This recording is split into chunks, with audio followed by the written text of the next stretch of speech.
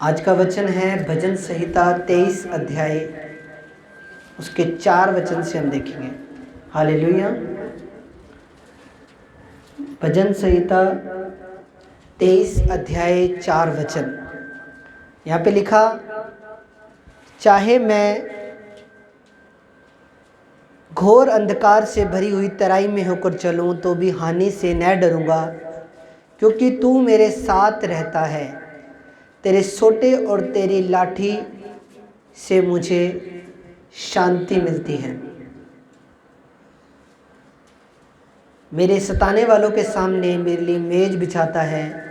तूने मेरे सिर पर तेल मला है और मेरा कटोरा उमड़ रहा है। निश्चय ही भलाई और करुणा जीवन भर मेरे साथ साथ बनी रहेगी और मैं यहोवा के धाम में सर्वदा वास करता रहूँगा। आमीन।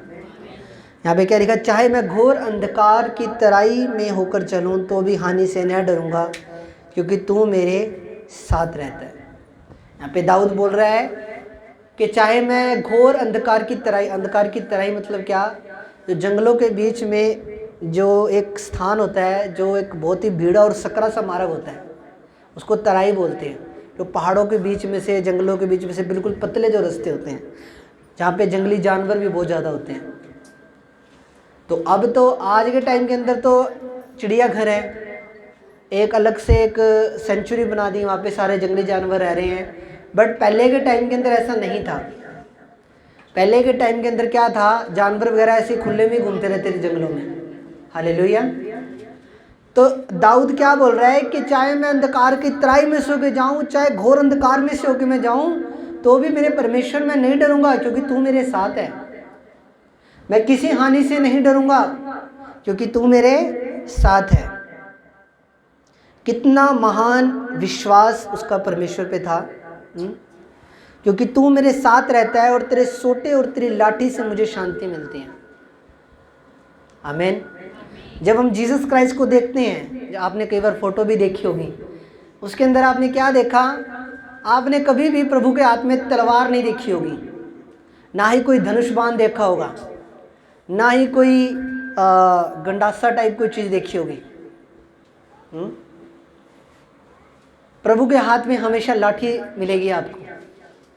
लाठी का अर्थ क्या है? जब एक चरवाहा अपनी भेड़ बकरियों को चराने के लिए जाता है तो वो अपने लाठी लेके जाता है हाथ में, उन्हें गाइड करने के लिए। मान लो आगे से ट्रक आ रहा है तो क्या करेगा, लाठी से वो बकरियों को इधर करेगा अपनी। प्रभु के हाथ में भी लाठी है, तो प्रभु अपनी लाठी के द्वारा क्या करता है, हमें गाइड करता है, हमारा मार्गदर्शन करता है। वो किसी को मारने के लिए, किसी को सजा देने के लिए धरती पे नहीं आया, किसी को नाश करने के लिए धरती पे नहीं आया, ये ना ही किसी को घात करने के लिए आया। शैतान चोरी करने, घात करने और नष्ट करने के लिए आता है, पर जीसस क्राइस्ट प्रभु यीशु मसीह नासरी इस धरती पे इसलिए आया ताकि हम जीवन पाएं और अनंत काल का जीवन पाएं। वो हमें स्वर्गीय जीवन देने आया, दोबारा मेल मिलाप पिता के साथ करवाने के लिए आया। तो जब हम प्रभु की लाठी को, प्रभु के हाथ में लाठी को देखते हैं, तो वो एक उसका एक वो चीज़ क्या है कि वो प्रभु की जो लाठी है वो हमें ये दिखाती है, वो हमें गाइड करता है अपनी लाठी के द्वारा। वो हमें मारने के लिए नहीं, बल्कि हमें गाइड करने के लिए आया है, हमें नया जीवन देने के लिए आया है। अपनी आत्मा के द्वारा हमें शुद्ध करके, पवित्र करके एक पवित्र दुल्हन बनाने के लिए आया है, ताकि तब जब यीशु मसीह दोबारा आए लेने के लिए, तब हम तैयार रहें, हमारे अंदर कोई खोट ना हो और प्रभु हमें उठा पाए। जो मृत्यु है वो सबसे बड़ा शत्रु है हमारा। मृत्यु है, जो मौत है। पर जिन लोगों ने खुदा पे विश्वास कर लिया है और यीशु मसीह को अपना जीवन दे दिया है और उसको उद्धारकर्ता और मुक्तिदाता करके कबूल कर लिया है, उनके अंदर से आज मृत्यु का सारा भय निकल चुका है। उनके अंदर से मौत का डर निकल चुका है। उनके अंदर एक अजीब सी शांति आ गई है, उनके अंदर एक सच्ची शांति आ गई है, उनके अंदर सुकून आ गया है कि मैं मरने के बाद ऐसे भटकूंगा नहीं, पिपलों पे नहीं भटकूंगा, पेड़ों पे नहीं भटकूंगा, पर मैं मरने के बाद अपने खुदा के घर जा रहा हूँ, जहाँ सोने की सड़कें हैं, जहाँ सुंदर सुंदर झरने हैं, जहाँ पे सुंदर सुंदर पेड़ों के फल लगे हुए हैं। हालेलुया। सबसे बड़ी गारंटी जो प्रभु यीशु मसीह हमें देता है वो स्वर्ग की गारंटी देता है। तो मृत्यु जो है, मृत्यु एक ऐसी चीज़ है, कई बार लोगों को ये लगता है अरे यार ठीक है स्वर्ग नरक सब यहीं है, चलने दो जैसा चलता है। पर जब इंसान मरता है और उसकी आत्मा जब परमेश्वर के सामने पहुंचती है, जब पोथी खुलती है, जब पुस्तकें खुलती हैं, जब वो उसकी जीवन की पुस्तक खुलती है, क्या क्या धरती पे करके आया है, क्या क्या संसार में करके आया है, फिर जब वो उसका न्याय होता है, फिर न्याय जब इंसान का होता है तब वहाँ पे कोई भी जवाब नहीं आता बंदे को कि अब मैं क्या जवाब दूँ। खुदा के साथ कोई रिश्ता ही कायम नहीं किया, ना खुदा के हुक्मों पे चले, ना खुदा के वचनों पे चले, ना प्रभु की आज्ञाओं को कभी माना, तो क्या जवाब दूँ प्रभु को। फिर प्रभु बोलेगा कि उस नरक की आग में चले जाओ जो शैतान और उसके दूतों के लिए तैयार की गई है। मृत्यु जो है, शैतान आज मृत्यु के द्वारा कितने लोगों को पहले ही वो लेके जा रहा है और वो लोगों को मन परिवर्तन करने का भी समय नहीं दे रहा है। युद्ध हो रहे हैं कितने बड़े बड़े, बाइबल की सब भविष्यवाणियाँ पूरी हो रही हैं। रूस और यूक्रेन का युद्ध पहले चल रहा था और अब एक युद्ध और शुरू हो गया, इजराइल का और फिलिस्तीन का। तो ये क्या हो रहा है, ये सब बाइबल की लिखित पूरी हो रही है। बाइबल में क्या लिखा था, अंत के समय में महामारियाँ आएंगी। कोरोना महामारी आई कि नहीं आई? उससे पहले स्वाइन फ्लू नाम की बीमारी आई, उसमें कितने लोग मरे, पशु मरे, अभी कितने पशु मरे, वो बीमारी चली थी पशुओं के अंदर, महामारी चली थी, कितने लोगों की गायें मरी, पूरी बॉडी पे इतने मोटे मोटे वो हो गए थे, दाने हो गए थे। तो ये क्या है, ये महामारियाँ ही तो है, और क्या है। अंत के समय में हमें और ज़्यादा प्रभु के करीब रहने की ज़रूरत है, और ज़्यादा बाइबल पढ़ने की ज़रूरत है, और ज़्यादा परमेश्वर की महिमा करने की ज़रूरत है, और ज़्यादा पवित्रताई में बदलने की ज़रूरत है, क्योंकि हम बिल्कुल पीक पे हैं, बिल्कुल एंड पॉइंट पे हम हैं। अब संसार के हिसाब से चलने की ज़रूरत नहीं है, अब प्रभु के हिसाब से चलने की ज़रूरत है। क्योंकि जो दुल्हन पवित्र होगी, शुद्ध होगी, जिसने कभी भी कोई पाप ना किया होगा, जो बिल्कुल सिद्ध टाइम होगी, वही लोग उठाए जाएंगे यीशु मसीह के नाम में। अगर दूल्हे को पता लग जाए शादी से महीना पहले, 15 दिन पहले कि उस लड़की के अंदर ये कमी है, तो क्या वो उससे शादी करने के लिए आएगा? नहीं आएगा। इसी तरह हमारे अंदर भी कोई भी ऐसी कमी ना हो कि जब प्रभु हमें लेने के लिए आए, हम उसकी दुल्हन है, उसकी कलीसिया हैं, वो हमारा दूल्हा है, वो हमें लेने के लिए आएगा। तो जब वो हमें लेने के लिए आए, हमारे अंदर कोई भी पाप ना पाए, हमारे अंदर कोई भी ऐसी कमी ना पाए, हमारे अंदर कोई भी ऐसी किसी भी तरह की कोई गलती ना पाए जिसकी वजह से वो हमें उठा ना पाए और हमें धरती पे ही छोड़ दे। आपको किसी चीज़, हम सिर्फ प्रार्थना के लिए बोलते हैं, बाइबल पढ़ने के लिए बोलते हैं, बुरी संगति से दूर रहो उसके लिए बोलते हैं। हमने कभी आपको कुछ खाने के लिए हम आपको मना नहीं करते। जो नशीले पदार्थ हैं, जो नशीली चीज़ें हैं, उनके लिए चर्च में मना करा जाता है, बट वैसे आपको कभी खाने के लिए हम कोई मना नहीं करते किसी भी चीज़ के लिए। हम रोक टोक नहीं लगाते, पर कुछ पॉइंट ऐसे हैं जहाँ पे हम आपको बोलते हैं कि इन चीज़ों में नहीं जाना, नहीं तो ये तुम्हारी चीज़ें आत्मिक जीवन के लिए खतरनाक साबित होंगी। तो मृत्यु जो है वो आज भी लोगों को परमेश्वर से दूर कर रही है। कुछ लोग आत्महत्या कर लेते हैं। प्रभु का समय भी नहीं था उस व्यक्ति को, उसको जो प्रभु ने उसकी निर्धारित समय रखा था उससे पहले ही क्या कर लिया, फांसी लगा ली, या कोई स्प्रे पी गए, या कोई जहरीली चीज पी गए और अपने जीवन को खत्म कर लिया। एक्सीडेंट में लोग फुकरापंती में चलाते हैं गाड़ी, कई बार 90 की स्पीड पे जा रही है, 120 पे चल रही है, 150 पे चल रही है, और जैसे ट्रक के साथ बड़ी बचता कुछ नहीं है उसके बाद। तो ऐसे लोग जो खुद अपने प्राण को नाश कर रहे हैं, खुद जो अपनी इस देह को, अपनी आत्मा को नाश कर रहे हैं, ऐसे लोग खुद कभी भी प्रभु के राज्य में नहीं जाएंगे। पता होने के बाद भी प्रभु को जान लिया, प्रभु की शिक्षा को जान लिया, प्रभु के वचनों को जान लिया, उसके बाद भी पाप कर रहे हैं, जानबूझकर गुनाह कर रहे हैं, ऐसे लोग भी स्वर्ग में नहीं जाएंगे। जो व्यक्ति बपतिस्मा ले ले, बपतिस्मा ले ले, प्रभु को पे विश्वास कर ले, उसके बाद जो बाद में भी पाप करे तो उसके लिए फिर कोई भी पश्चाताप बाकी नहीं रह जाता। उसने प्रभु की कुर्बानी को व्यर्थ ठहरा दिया, उसने प्रभु के बलिदान को व्यर्थ ठहरा दिया। प्रभु ने जो कुछ भी उसके लिए किया था, स्वर्ग से आया था, उसके लिए कुर्बान हुआ, दास का रूप धारण किया, एक सेवक का रूप धारण किया, उसके लिए मारा गया, गाड़ा गया, उसने वो सब व्यर्थ कर दिया, क्योंकि उसने प्रभु की आज्ञाओं पे चलना ज़रूरी नहीं समझा, प्रभु की बातों को मानना ज़्यादा ज़रूरी नहीं समझा, और प्रभु की बातों को, प्रभु के वचनों को ठट्ठों में उड़ा दिया। हालेलुया। क्या किया? प्रभु के वचनों को ठट्ठों में उड़ा दिया, प्रभु को कभी समझा ही नहीं। कई बार हस्बैंड वाइफ के अंदर बनती नहीं है, हस्बैंड वाइफ आपस में एक दूसरे को समझने की कोशिश नहीं करते। जिस दिन समझ लेते हैं उस दिन से लड़ाइयाँ भी उनकी बंद हो जाती हैं। प्रभु को हमने समझा ही नहीं, प्रभु का दिल नहीं समझा हमने, प्रभु का प्यार हमने समझा नहीं, प्रभु अंदर से कैसा है, दया से, कंपैशन से भरा हुआ वो परमेश्वर है, अनुग्रह से भरा हुआ परमेश्वर है। वो आपसे बाई मिस्टेक को गलती भी होती है ना, वो आपको यही बोलता है कि मेरे बेटे उठ, दोबारा खड़ा हो, कोई बात नहीं, आगे से पाप मत करना। प्रभु यही बोलता है हमें, क्योंकि वो नहीं चाहता कि एक भी रूह नाश हो। एक एक रूह उसके लिए कीमती है, इंपॉर्टेंट है। हालेलुया। तो शैतान क्या कर रहा है? आज लोगों को समय से पहले उनको मृत्यु देके उनको सुसमन फिराने का अवसर ही नहीं दे रहा है वो।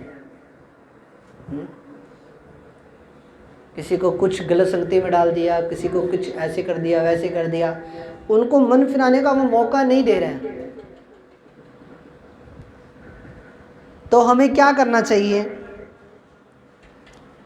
हमें प्रार्थना करनी है अपने लिए, अपने आसपास के नगर के लिए, अपने लोगों के लिए, और पूरी फैमिली आप चर्च आया करो। जब न्याय होएगा तो ऐसा नहीं कि भी एक एक बंदे का कल्ले कल्ले का न्याय होएगा, आपने सबने चर्च आना है, पूरी फिद फैमिली आओ, प्रभु के आशीर्वाद को लो, प्रभु के अभिषेक को लो, प्रभु की सामर्थ को उस दिन आप लो। संडे को आपको पता है, अगर हम बाइबल पढ़ते हैं जब, तो बाइबल में लिखा है कि तू 7वें दिन तेरे को काम करने का वो नहीं है, 7वें दिन तू काम नहीं कर सकता, 7वें दिन तेरे को काम करने का हुक्म नहीं है। 7वें दिन तू अपने बैल को जोत नहीं सकता खेत के अंदर, बाइबल में साफ साफ मना है। उस दिन तेरे बैल सुस्ताएं, उस दिन तेरे गधे सुस्ताएं, उस दिन तूने सिर्फ और सिर्फ मेरी महिमा करनी है। संडे वाले दिन, संडे का दिन प्रभु का दिन है। संडे के दिन हम इजाज़त नहीं देती बाइबल में, किसी दिन इस चीज़ पे प्रचार करूँगा। संडे के दिन आपको काम करने की मनाही नहीं है, फिर भी हम प्रभु से ऊपर होके काम करते हैं। मेरे को ऐसी जॉब्स मिल रही थी जहाँ पे मुझे पैकेज अच्छा मिल रहा था, सैलरी मुझे अच्छी मिल रही थी, पर संडे की छुट्टी नहीं थी। मैंने उन जॉब्स को मना किया। पैसा मायने नहीं रखता, पैसा तो प्रभु ने पता नहीं कितना ही दे देना। प्रभु के साथ एक संबंध बनाना, प्रभु की आज्ञाओं पे चलना, प्रभु की बात को मानना, वो ज़्यादा इम्पोर्टेंट है। बाइबल में क्या लिखा? बलिदान चढ़ाने से उत्तम भी एक वस्तु है, वो है प्रभु की आज्ञाओं को मानना। बलिदान बाद में है, पहले प्रभु की आज्ञा है, पहले प्रभु का वचन है। वो वचन, जिस वचन को प्रभु ने अपने नाम से भी ज़्यादा महत्व दिया है, अपने नाम से भी ज़्यादा जिसको प्रभु ने वो दिया।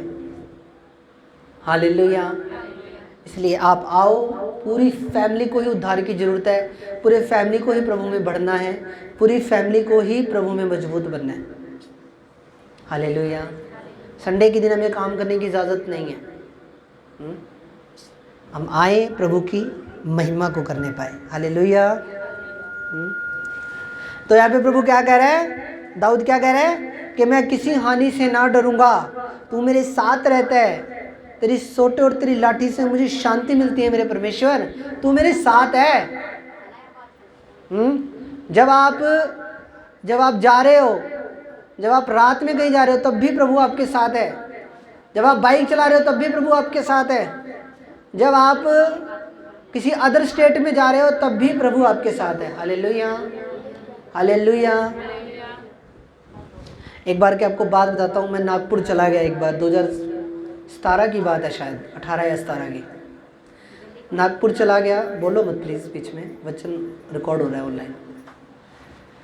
तो मैं नागपुर जब गया तो वहाँ पे चर्च में किसी पास्टर ने मुझे यहाँ पे बुलाया, बोला पास्टर जी आप आओ, आपके यहाँ पे आप आओ, यहाँ पे हम मिल के सेवा करो हमारे साथ। तो जब मैं वहाँ गया नागपुर महाराष्ट्र में, जब मैं गया तो वहाँ पे जब मैं गया जिस जगह पे गया वहाँ पे पानी की बड़ी शॉर्टेज है। वहाँ पे लोगों ने घरों में कुएं बना रखे हैं, हर घर में एक कुआं मिलेगा आपको। तो जब मैं वहाँ पे गया, वहाँ पे मैं 2 दिन रहा, मुझे आत्मा में नहीं अच्छा लगा, क्योंकि एक तो अदर स्टेट होगी, उनकी भाषा मुझे समझ ना आए, मराठी बोले वहाँ पे सारे, तो मुझे समझ ना आए कुछ भी। तो मैं कह रहा है मुझे पवित्र आत्मा अंदर से कायल करे कि तू यहाँ पे नहीं रहना, यहाँ पे सेवा नहीं करनी, आप वापस हरियाणा जाओ। तो मुझे वहाँ का कोई सिस्टम नहीं पता, कहाँ से ऑटो मिलेगा, कहाँ से क्या मिलेगा, कैसे कहाँ स्टेशन है, क्योंकि स्टेशन से तो उन्होंने मेरे को पिक कर लिया था, फिर वो मुझे एक अलग जगह ले गए थे, कहाँ वो है कैसे है। मैंने जैसे तैसे वहाँ पे बोला कि जी मुझे बुखार है, मेरी तबीयत ठीक नहीं है, मैं फिर बाद में कभी आऊँगा, मुझे एक बार जाना है, और ऐसे से मेरी हेल्थ ठीक नहीं लग रही मुझे यहाँ पे। बोला कोई बात नहीं, आप, उन्होंने बोला ठीक है जैसे आपको ठीक लगे, हम आपको फोर्स नहीं करेंगे।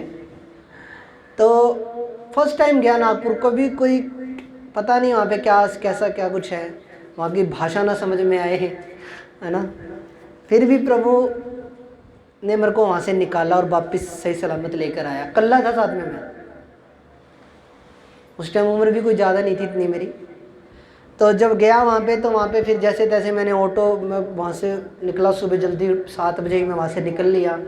जैसे तैसे मैंने ऑटो पकड़ा, जैसे तैसे मैं पहुँचा स्टेशन। वहाँ पे फिर कोई टिकट की मेरी बुकिंग नहीं, कोई टिकट की बुकिंग नहीं, क्योंकि जब आपको कहीं लंबा सफ़र करना है तो पहले टिकट बुक करवानी पड़ती है। तो मैं गया, वहाँ पे टिकट खिड़की पे गया, स्टेशन पहुँचा, वहाँ पे टिकट खिड़की पे गया, वहाँ पे उनको बोला कि मेरे को ऐसे मेरे को नई दिल्ली की टिकट चाहिए, मेरे को बोला कि वो स्लीपर की टिकट मुझे चाहिए। तो वहाँ पे फिर प्रभु ने मेरे लिए स्लीपर की टिकट का इंतज़ाम किया। आंध्रा सुपरफास्ट ट्रेन मेरे को वहाँ पे मिली, आंध्रा सुपरफास्ट ट्रेन का नाम था उसका। उसमें मैं नई दिल्ली तक आया और प्रभु मुझे वहाँ से निकाल के लेकर आया। नहीं तो मुझे ये लग रहा था कि मैं यहाँ फंस गया, स्टक हो गया यहाँ पे मैं। वहाँ पे जाके मेरा फ़ोन भी शायद बंद हो गया था, वहाँ पे कोई रोमिंग का उस टाइम इशू पड़ गया था। प्रभु मेरे को वहाँ से निकाल के लेकर आया। तो जब हम अकेले कहीं जाते हैं अदर स्टेट के अंदर, खुद के स्टेट की अलग बात है, पर अदर स्टेट में जब आप जाते हैं तो अपने अंदर एक अलग जब खिचकिचाहट आ जाती है, एक डर आ जाता है अपने अंदर कि यार ना तो अपना स्टेट यहाँ ना कोई जानता है, भाषा भी अलग है यहाँ की सारी। तो फिर भी प्रभु मुझे वहाँ से लेकर निकाल कर आया। दाऊद को जैसे परमेश्वर ने कभी भी शाऊल के हाथ में पड़ने नहीं दिया। मान लो एक राजा ने अपनी पूरी ताकत झोंक दी दाऊद को पकड़ने के लिए, अपनी पूरी सेना को लगा दिया कि ये बंदा तो मुझे चाहिए, जैसे मर्जी पकड़ के लाओ। मान लो आज के टाइम के अंदर जो प्रधानमंत्री बोल दे जी पूरी फोर्स लगा दे अपनी, भाई ये बंदा मुझे चाहिए, वो बंदा नहीं मिलेगा। सीबीआई वाले इतने खतरनाक है, समुद्र में से सुई निकाल के ले आते हैं। समुद्र में सुई फेंक दोगे ना आप, वो भी ढूंढ के लिए निकाल लाएंगे सीबीआई वाले, सीआईडी वाले, इतने खतरनाक होते हैं। तो राजा की भी हो सकता है कुछ टाइम में खुद की सीबीआई हो, सीआईडी हो, बट परमेश्वर किसके साथ था? दाऊद के साथ था, शाऊल के साथ नहीं था। और कभी भी दाऊद पकड़ा नहीं गया, कभी भी दाऊद पकड़ा नहीं गया। और बाद में दाऊद राजा बना, बाद में दाऊद पूरे इजराइल देश का राजा भी बना। हालेलुया, समझ रहे हो? जब खुदा आपके साथ है, चाहे कोई जितनी मर्जी ताकत लगा ले, कोई जितनी मर्जी सेना की टुकड़ियां लगा दे आपके पीछे, कोई आपका बाल भी बिंका नहीं कर सकता यीशु मसीह के नाम में। हालेलुया। दाऊद को शाऊल दाऊद को पकड़ नहीं पाया। हालांकि दाऊद के पास एक मौका ऐसा आया जब उसने शाऊल को इजीली मार सकता था। उसने लबादे में से एक कपड़े को काटा कैंची से, और बस वो उसने दिखाया, कह रहा अगर मैं चाहता था तुझे मार सकता था। पर शाऊल दाऊद को नहीं मार पाया, क्योंकि खुदा परमेश्वर किसके साथ था? दाऊद के साथ था। जब परमेश्वर आपके साथ है तो आपको टेंशन करने की ज़रूरत नहीं है। यीशु मसीह के नाम में प्रभु आपके साथ है। शैतान आपके पैरों के नीचे है यीशु मसीह के नाम में। और ये आपका अंगीकार होना चाहिए डेली कि शैतान तो मेरे पैरों के नीचे है, तो मेरी जूती के नीचे है।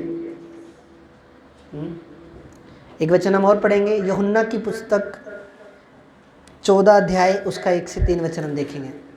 नए नियम के अंदर यूहन्ना 14 उसका 1 से 3। मैं आपको एक बात बताऊं, अगर आप प्रभु के साथ वफादार हो और अपनी जवानी के दिन प्रभु को देने के लिए तैयार हो, प्रभु ने मुझे इतनी स्टेट घुमाया, इतनी जगह घुमाया, वो आपके लिए भी कर सकता है। हालेलुया, आपके लिए भी कर सकता है। वो प्रभु के लिए कोई बड़ी बात नहीं है। बट जे बंदा प्रभु के साथ ईमानदार है, वफादार है, प्रेयर में, हर चीज़ में, तो आपके लिए प्रभु आपको ऐसी ऐसी चीज़ों, ऐसी ऐसी जगहों पे लेके जाएगा और आपको इतने इंटेलिजेंट और परफेक्ट लोगों के साथ मिलवाएगा जिससे आपकी हमेशा उन्नति होती रहेगी, घटाई कभी नहीं होगी। आमीन। तो यहाँ पे क्या लिखा? यूहन्ना 14 की 1 से 3 में लिखा, तुम्हारा मन व्याकुल ना हो, परमेश्वर पे विश्वास रखो और मुझ पर भी विश्वास रखो। मेरे पिता के घर में बहुत से रहने के स्थान हैं। यदि ना होते तो मैं तुमसे कह देता, क्योंकि मैं तुम्हारे लिए जगह तैयार करने को जाता हूँ। और यदि मैं जाकर तुम्हारे लिए जगह तैयार करूँ तो फिर आकर तुम्हें अपने यहाँ ले जाऊँगा कि जहाँ मैं रहूँ वहाँ तुम भी रहो। देखो कितनी बड़ी बात प्रभु कह रहे हैं। कह रहे मैं जा रहा हूँ तुम्हारे लिए जगह तैयार करने के लिए। जहाँ मैं रहता हूँ ना, वहाँ तुम मेरे साथ रहोगे।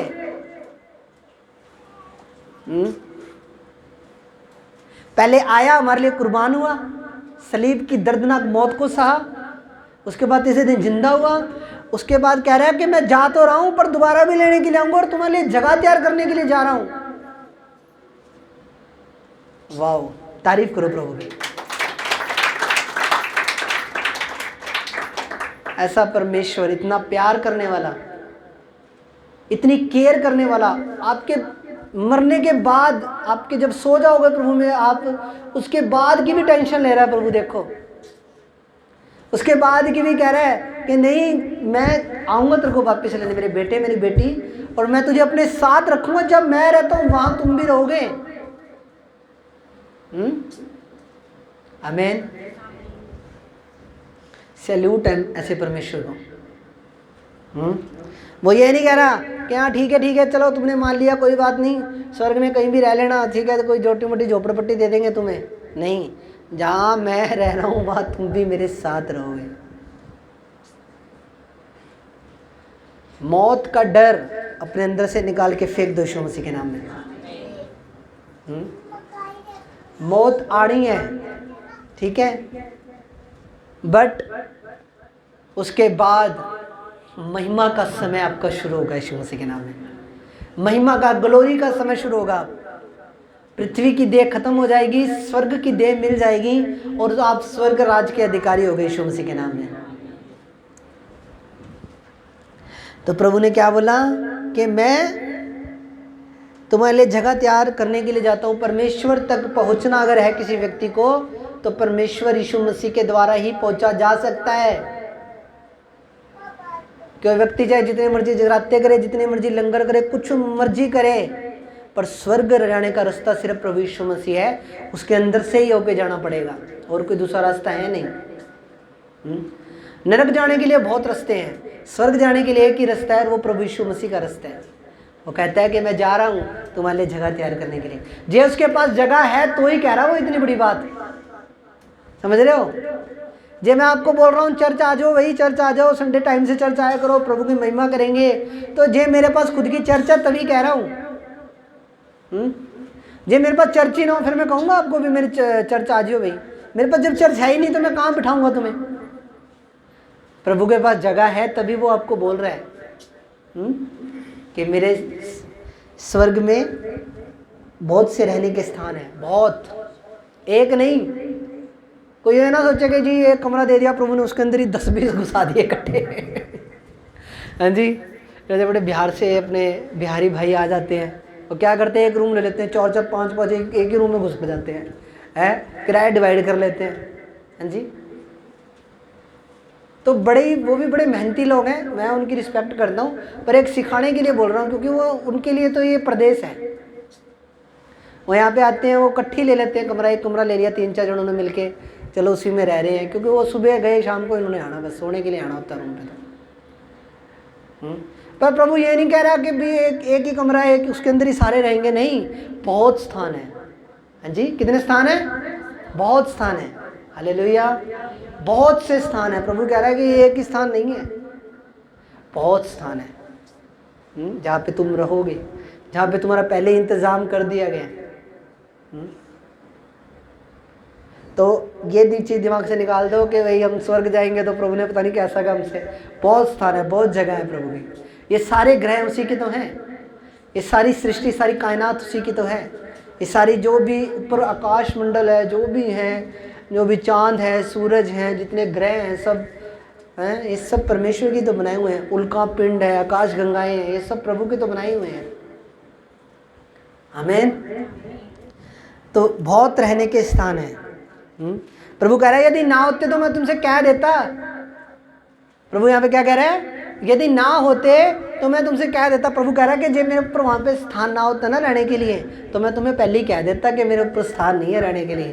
पर बहुत स्थान है, बहुत जगह खाली पड़ी है। कुछ लोग नरक में भी तो जाएंगे हैं, कुछ लोग नरक में जाएंगे, कुछ लोग स्वर्ग में भी जाएंगे। जिन्होंने पूरा अपना मन ढीठ कर लिया कि छोड़ना ही नहीं जी, पाप कुछ मर्जी हो जाए, मैं नहीं छोड़ूंगा, ना मैं घुटनों पे आके पश्चाताप करूंगा, ना मैं प्रभु से तौबा मांगूंगा, मैं कुछ नहीं करूंगा।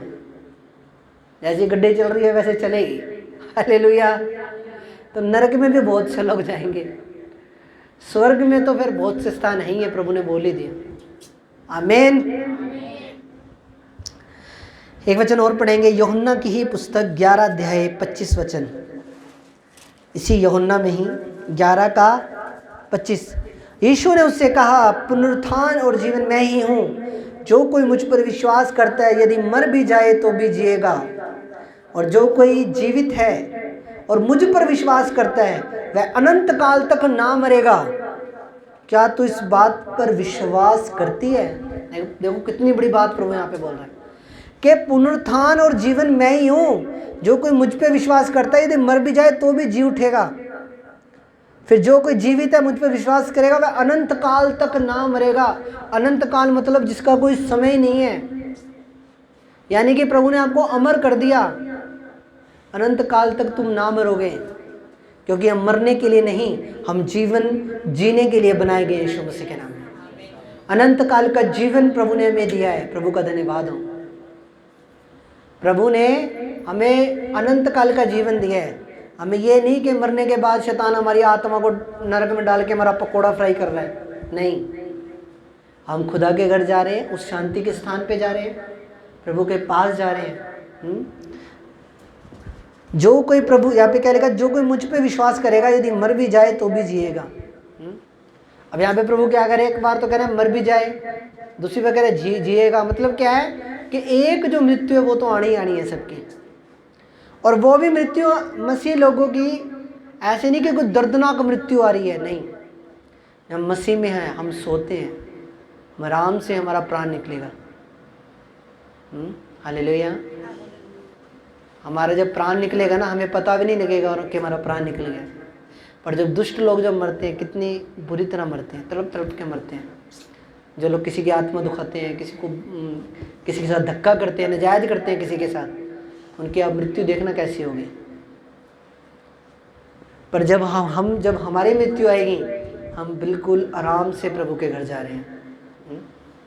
उसके बाद आगे तो फिर बाइबल में लिखा ही है कि वहाँ पे ना रोना है, ना पीटना है, ना दांतों का पीसना है। स्वर्ग के अंदर दुख नाम की कोई भी चीज़ नहीं है। बीमारी नाम की कोई भी चीज़ नहीं है। स्वर्ग में आप परमेश्वर के स्वर्गदूतों के समान हो जाओगे। आपको स्वर्ग की दे दी जाएगी, स्वर्ग की देह मिल जाएगी। आप वहाँ पे ऐसे हो जाओगे। हालेलुया। एलिया और हनोक जो है वो अभी भी स्वर्ग के अंदर जीवित हैं, और वो इसी देह के द्वारा, जो अपनी जो बॉडी है ना ये धरती की, जो जिस बॉडी में वो बैठे हैं, इसी बॉडी में वो जीवित हैं। 2 व्यक्ति ऐसे हैं, एलिया, क्योंकि वो जीवित उठाए गए थे। हनोक और एलिया वो एक अलग चैप्टर है, वो उसमें मैं किसी और दिन जाऊंगा, पर मैं बता रहा हूँ वो स्वर्ग में जीवित है और इसी शरीर के अंदर जीवित है। जब अंत आएगा वो दोबारा आएंगे धरती पे, वो दोबारा प्रभु का प्रचार करेंगे, उनके द्वारा बहुत से लोग प्रभु में आएंगे। ये कब होगा? जब रैप्चर हो जाएगा, जब उठा लिए जाएंगे। जब पहले तो प्रभु ने आना, उसके बाद जो बच जाएंगे फिर वो आएंगे। 2 जो हनोक और एलिया आएंगे, वो आएंगे, वो फिर वो प्रचार करेंगे, उनके द्वारा बहुत से लोग प्रभु में आ जाएंगे। उसके बाद क्या होगा? वहाँ के जो उस टाइम के जो विरोधी लोग होंगे वो उन्हें जान से मार देंगे, कत्ल कर देंगे। 3 दिन तक उनकी लाश ऐसी पड़ी रहेगी। उसके बाद वो दोबारा जीवित उठेंगे और फिर वो जीवित ही वो स्वर्ग उठा लिए जाएंगे। वो एक अलग चैप्टर है, बट मैं एक बार वैसे ही आपको थोड़ा बताया मैंने। तो बहुत सी चीज़ें होनी हैं। जो लोग प्रभु में हैं वो बने रहो, विश्वास में बने रहो। मेरी जितनी भक्ति कभी किसी ने नहीं करी होगी जब प्रभु में आने से पहले। जब मैं 3री या 4थी क्लास में था, मैंने अपने हिंदू रीति रिवाज से जो भी होता था वो करके 7 बजे मैंने नहा लेना। 6 बजे 7 बजे मैं नहा के मैंने मंदिर में बैठ जाना, जोत बत्ती करनी। उसके बाद 3री या 4थी क्लास की बात बता रहा हूँ। कितना का बच्चा होता है 3री 4थी क्लास में? भर सर्दी हो गर्मी हो, मैंने अपना पाठ वगैरह करना जो भी होता था वो करके उसके बाद मैं स्कूल जाता था, और ये कंटिन्यू चला। तो स्टार्टिंग से ही जो मेरा मन था वो भक्ति में था। पर एक समय जीवित परमेश्वर ने मेरी लाइफ के अंदर रखा हुआ था, उस टाइम पे प्रभु ने मुझे कैप्चर कर लिया, मुझे पकड़ लिया। उसके बाद मैं प्रभु का काम कर रहा हूँ। आप जानते हो जब हमने यहाँ पे चर्च शुरू की, सिर्फ इतना एक कमरा था। ये दीवार दिख रही है आपको टूटी हुई? इतना कमरा था। 2-3 परिवार आते थे। सिस्टर ज्योति आती थी, सिस्टर सुनीता आती थे, 1-2 फैमिली शायद और आते थे। माधो से आता था एक परिवार, 3-4 परिवार ही हम होते थे। और ये बस इतना कमरा था, कोई फर्श नहीं था, कोई प्लस्तर नहीं था, कुछ नहीं था, यही छत थी। और मैं और मेरी वाइफ बात करते हैं कि कितना जल्दी सब कुछ बन रहा है। टैंकी बनाई थोड़े दिन पहले, स्टेज बनाया, कितना जल्दी हमारा चर्च प्रभु की कृपा के द्वारा अब बढ़ रहा है और बन रहा है यीशु मसीह के नाम में। तो जब उस टाइम को याद करते हैं, कोई पीछे बाथरूम नहीं था, कुछ नहीं था, ये हॉल नहीं था, बस जस्ट एक इतना का ही कमरा था। उसी में हम ऊंची नीची वो फर्श था, मिट्टी का फर्श था ऊंचा नीचा। उसी में मेरा माइक भी कई बार सेट नहीं होता था। उसी में हम लगाते रहे, प्रभु के साथ फेथफुल रहे, वफादार रहे स्टार्टिंग से ही। चाहे वो बोने की बात हो, चाहे किसी भी बात हो, प्रभु ने हमें बढ़ाया है। आप देख रहे हो, हम प्रभु ने हमें हॉल दिया है, बाहर भी हम मीटिंग कर सकते हैं। जो हमारी संख्या बढ़ गई तब प्रभु का धन्यवाद। देखो प्रभु सबको बढ़ाना चाहता है, पर हमारे अंदर प्रभु के लिए प्यास कितनी है वो चीज़ ज़्यादा मायना करती है। प्रभु हर एक बंदे को बढ़ाना चाहता है। ये जो बच्चे बैठे आगे इनको भी बढ़ाना चाहता है, पर आज की गई मेहनत कल आपके लिए रिजल्ट को लेकर आती है। आज जो हम बो रहे हैं प्रभु के राज्य के लिए, प्रभु चाहे मेहनत के द्वारा बो रहे हैं, चाहे अपनी सेवा के द्वारा बो रहे हैं, चाहे कैसे भी बो रहे हैं, वो काटना जरूर है आपने, क्योंकि मसीह में की गई मेहनत कभी व्यर्थ नहीं जाती। हालेलुया। आज जो ये बच्चे सेवा कर रहे हैं, कल को ये मेरे साथ गड्डियों में भी घूमेंगे, इनका हक है। हालेलुया। जब मैं जाऊंगा ये जाएंगे मेरे साथ, क्योंकि आज ये बो रहे हैं, कल को इन्होंने काटना भी है। दावते खाने भी जाएंगे मेरे साथ। हालेलुया। जाएंगे, सब जाएंगे। हालेलुया। मेहनत करो खुदा के लिए। बस हमारा सबका एक ही फोकस तो है कि प्रभु के नाम को ऊंचा करना। हालेलुया। प्रभु का सुसमाचार फैलाना, मेन जो हमारी कॉलिंग है, प्रभु का सुसमाचार फैलाना, प्रभु के बारे में लोगों को बताना। ठीक है, जैसे हम बचे, हमने सच्चे परमेश्वर को जाना, वैसे वो भी जान पाए।